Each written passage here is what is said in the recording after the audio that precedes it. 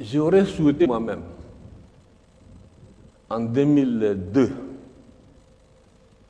m'arrêter, comme j'avais promis en son temps, au second mandat. Oui. C'est-à-dire, en 2006, je devrais céder, en fait, disons, Il y a 10 ans. au suivant. La guerre a éclaté. Le mercenaire avait attaqué, il mène ici la ville. Le pays était en guerre. Vous comprenez? Mais en 2016, il Attendez, s'il vous plaît. Et comme j'ai dit dans la politique africaine, la France intervient souvent, et je le dis haut et fort, la France a intervenu, je dis bien, je n'ai pas demandé, je dis je ne le fais pas, de changer la Constitution. Pour l'histoire, je dis bien. Bongo n'est pas là. Bongo père, je dis bien. C'est à Paris. J'ai refusé. Et je n'ai pas fait la campagne.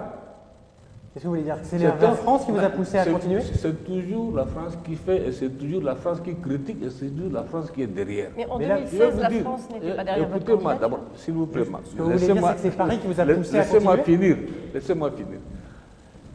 Quand, comment on appelle, ils appellent le constitutionnaliste qui est venu ici, je ne connais même pas son nom. Je ne connais même pas son nom.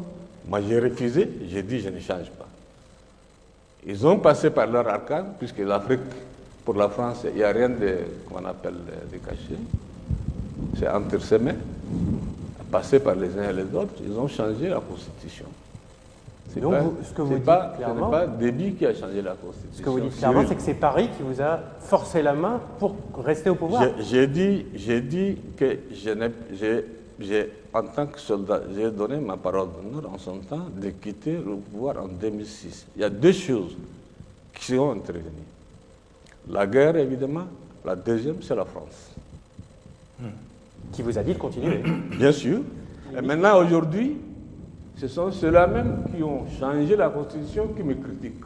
Et là, aujourd'hui, Et aujourd'hui, Combien de temps encore? pour autant, je pense que il fallait aussi voir que la guerre au Tchad de cette année, je dis bien, nous estimons que c'est ce qu'on appelle aujourd'hui la France-Afrique. Ouais. C'est quelque chose qui a fait son chemin, il faut arrêter.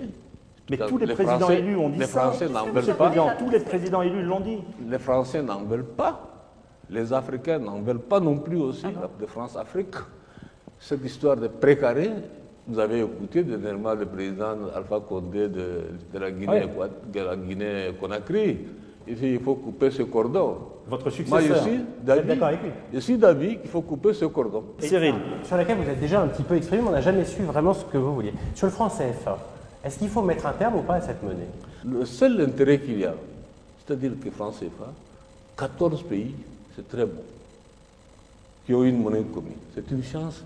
Il ne faudra pas qu'il y ait, comment on appelle, un départ disparate par pays. Bon. Il faut que les pays, les 14, restent regroupés et renégocier la monnaie franc CFA pour que cette monnaie réellement devienne une monnaie de ces pays-là.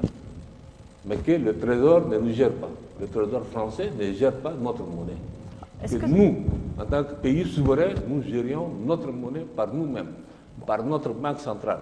Nous avons aujourd'hui, au niveau du conseil d'administration de la banque centrale, il y a 3 Français qui siègent avec nous et qui ont